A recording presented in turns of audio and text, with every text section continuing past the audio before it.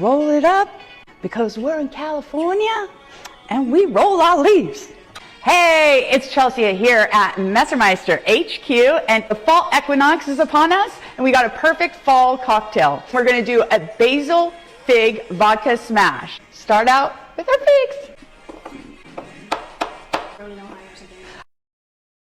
Okay. Look at that.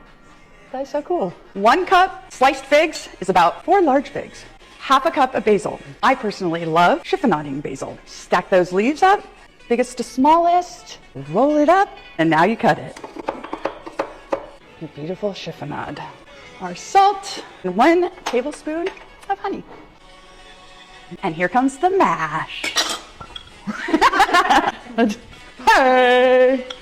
Whoa. Now we add vodka, 4 ounces.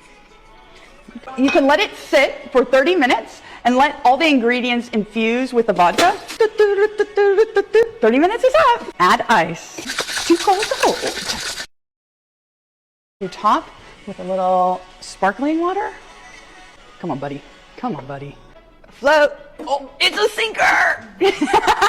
Look at that. Oh, that's good. It's a figgy piggy. Happy Friday.